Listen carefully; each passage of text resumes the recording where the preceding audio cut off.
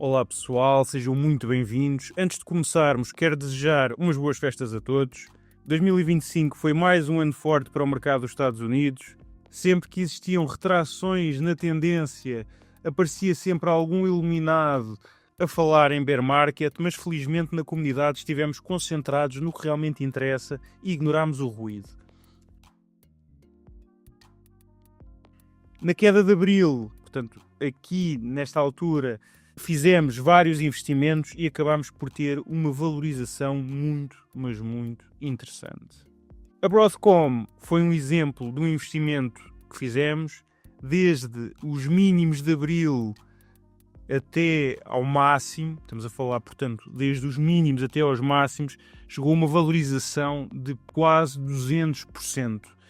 Obviamente que eu não investi no mínimo, eu fui comprando ao longo da queda, comecei mais ou menos aqui a investir na empresa e acabei com um preço médio ali na zona dos 150 e poucos dólares. Na altura eu escrevi um artigo a explicar porque estava a investir na empresa e houve membros que conseguiram investir muito perto dos mínimos e que têm até uma rentabilidade superior à minha, porque o preço chegou aqui aos 138, 140 dólares, portanto o meu preço médio está ali nos 150 e pouco, e houve membros que ainda investiram a um preço ainda abaixo do meu preço médio e estão a ter uma excelente rentabilidade com esta empresa. A prata foi outro tema bastante discutido na comunidade. Em junho também escrevi um artigo a falar numa possível valorização do metal. Eu posso-vos mostrar aqui, portanto, nas análises semanais. Eu vou aqui, valorização. Aqui, eu escrevi este artigo, portanto, no dia 3 de junho, de uma possível valorização da prata. Portanto, na altura, a prata tinha acabado de romper uma resistência relevante e expliquei quais é que eram os fatores que podiam sustentar esta subida. Está aqui tudo nesta análise que eu fiz para os membros do IFI Premium. Hoje, portanto, isto foi aqui, portanto, como vocês podem ver aqui no gráfico, isto foi aqui esta resistência que estamos a ver a vermelho e a partir daqui a prata teve uma valorização muito significativa, porque isto é o que tipicamente acontece em fases finais de ciclos de commodities, em que a prata acaba por ter uma melhor performance do que o ouro. Hoje há membros com valorizações muito elevadas associadas à prata, mas isto só funciona quando se percebe o que se está a fazer e, acima de tudo, quando existe uma boa gestão de risco, porque o risco está sempre presente, não é? Ao começar a investir neste momento tem um risco muito superior a começar a investir aqui ou aqui, não é? Portanto, eu ainda acredito no potencial da prata, mas obviamente investir a estes preços é bastante arriscado. Eu partilho todas as transações que faço precisamente por isso. Ao longo dos anos fui ouvindo falar em valorizações extraordinárias nas redes sociais, em ganhos rápidos, quase sem perdas. E qualquer pessoa pode dizer o que quiser. Para mim é importante ver. Já estive em subscrições muito caras de investidores dos Estados Unidos e efetivamente não existem milagres. Por isso é que convém ter os pés bem assentos na terra. Grande parte do que se vê na internet vem de influenciadores que nunca passaram por um ciclo completo de mercado. E lá está, cada um pode dizer o que quer. Por isso é que eu partilho todas as transações que faço. Assim, os membros da comunidade vão acompanhando o que eu estou a fazer. Às vezes obviamente não faço milagres também, há investimentos piores, há outros melhores, mas assim tenho tudo registado e podem ver o histórico do que eu fiz até agora. Portanto, eu partilho todas as transações que faço, que a comunidade é esse o objetivo. O objetivo não é que façam o que eu estou a fazer, é sim mostrar na prática os investimentos que faço, tanto os investimentos de curto prazo como os investimentos de longo prazo. Mas vamos olhar para o mercado. Eu lembro-me de um membro em 2023 que tinha acabado de aderir à comunidade me ter dito que o meu portfólio estava praticamente só exposto à Meta, à Alphabet, à Amazon, à Microsoft e que não tinha muito mais empresas nessa altura. Precisamente porque estávamos no início de um bull market. Ou seja, nós em 2023 tínhamos acabado de entrar num bull market. E normalmente as primeiras empresas a arrancar são as que lideram esse bull market. E foi precisamente isso que aconteceu. Portanto, essas top holdings foram as que arrancaram primeiro e foram essas que tiveram a melhor performance durante este bull market. Ao contrário, todo o ruído que foi surgindo, que estas empresas estavam em bolha, aliás, desde sempre estas empresas estão em bolha, não é? Neste momento, nós estamos numa fase diferente, estamos numa fase avançada do bull market. Isto significa o quê? Que o mercado vai cair? Eu não faço a mínima ideia, eu não tenho uma bola de cristal. Uma queda no mercado pode demorar meses, pode demorar anos, mas numa fase avançada como a que estamos, não vendo tudo e fico à espera de uma queda, obviamente nunca faço isso. Eu prefiro gerir o risco, mantenho exposição ao mercado, mas aumento o edge para estar bem se a alta continuar e também se aparecer uma queda. Portanto, o objetivo aqui é começar a aumentar o edge da carteira para não estar tão exposto ao mercado e ir diminuindo o risco. Ao contrário do que acontece no início de um bull market, porque tenho uma maior previsibilidade e tenho todo este ciclo de valorização de um bull pela frente. Aqui eu não sei, é como eu vos disse, pode demorar 1, 2 anos, pode demorar meses, não faço a mínima ideia e também não gosto muito de fazer futurologia. Eu olho apenas para dados concretos. O enquadramento continua bastante positivo neste momento. O S&P 500 está acima de todas as médias móveis. Após ter rompido, portanto, uma resistência relevante, encontra-se em máximos históricos e, portanto, nada me aponta para uma queda neste momento. Se olharmos aqui para o crescimento da economia dos Estados Unidos, podemos ver que houve aqui um crescimento rápido, o ritmo mais forte em 2 anos, com a economia a acelerar cerca de 4,3%, este valor anualizado, com o consumo a puxar pelo crescimento e a inflação subjacente a continuar acima da meta da Fed. Se olharmos aqui para os Earnings Revision, o que é que nós podemos ver?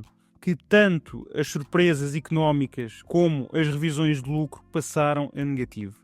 Ou seja, aqui nós temos o Economic Surprise Index, a azul, e temos aqui a amarelo os Earnings Revision.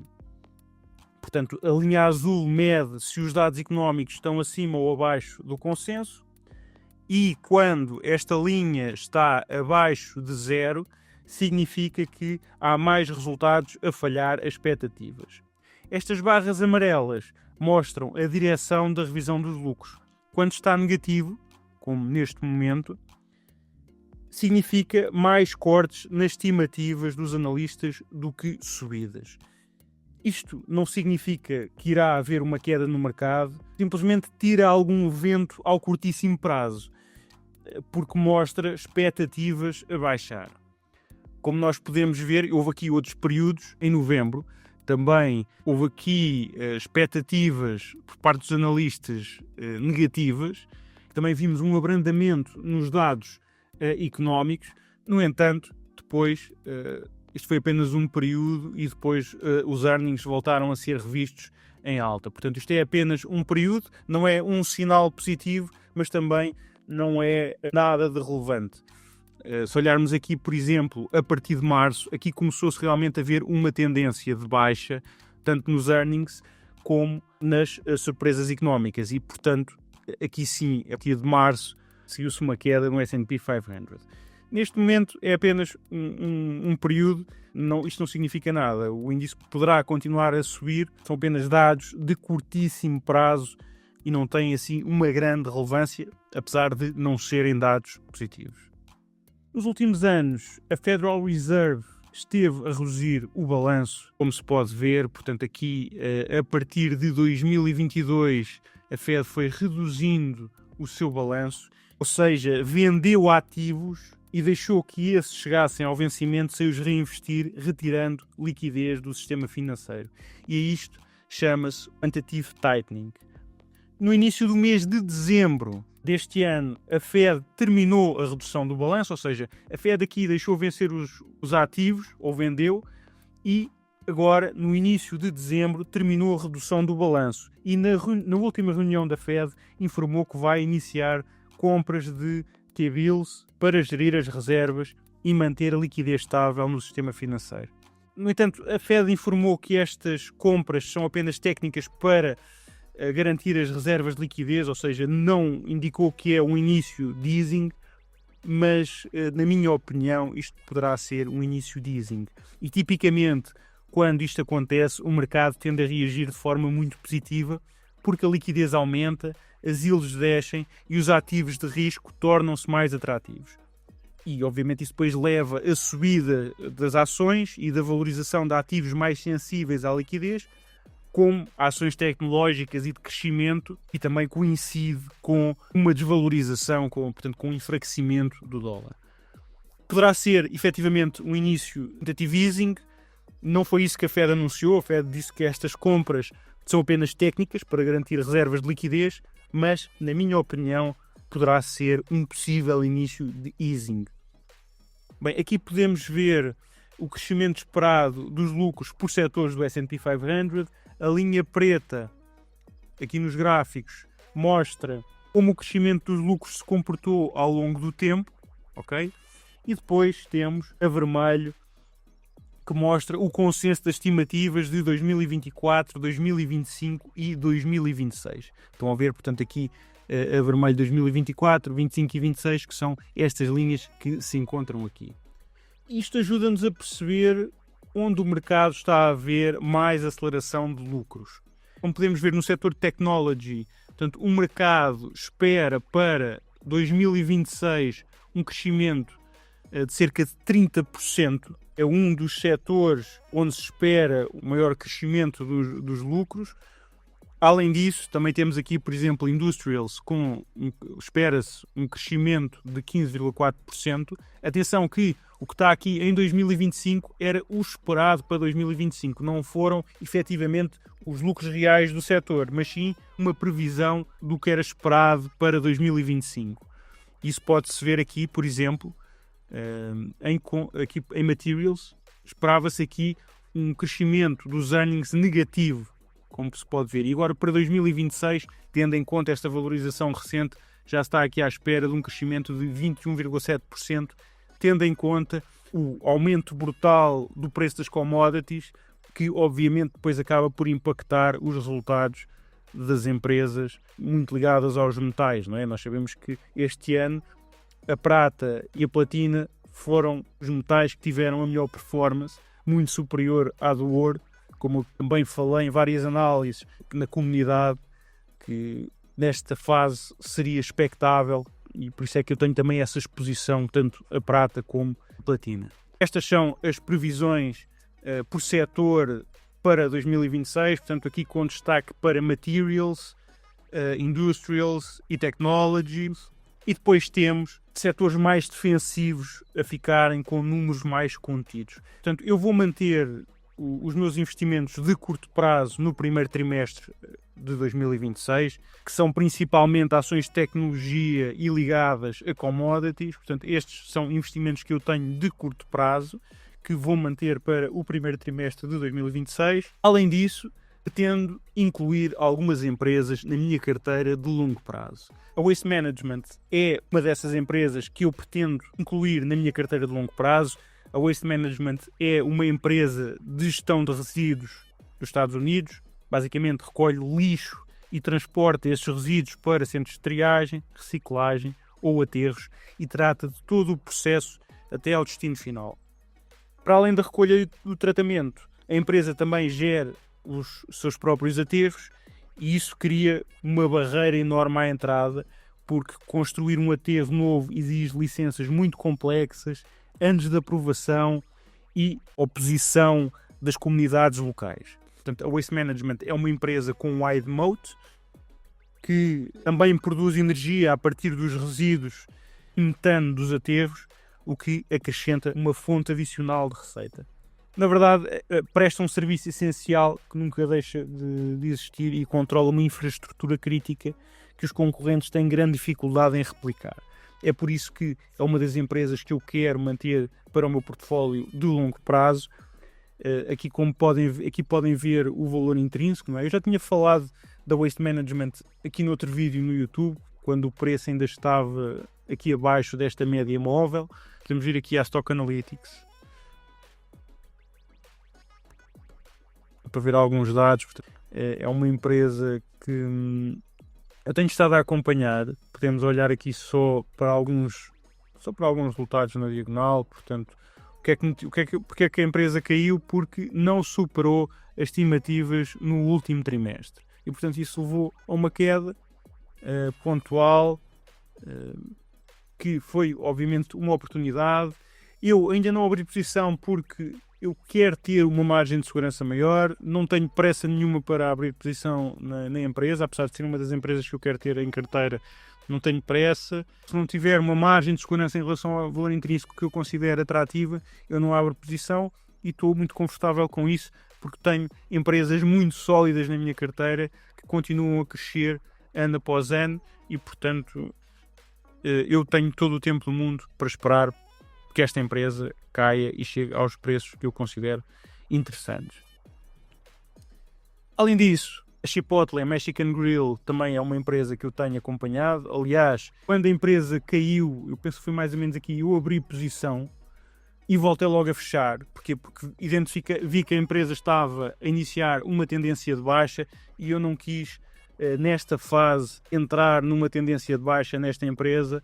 Portanto, quis esperar por uma reversão da tendência. Neste momento, o preço parece estar a reverter e entrar numa tendência de alta. Nós estamos aqui a olhar para um gráfico com períodos semanais. Vou aqui à Stock Analytics para vermos alguns dados.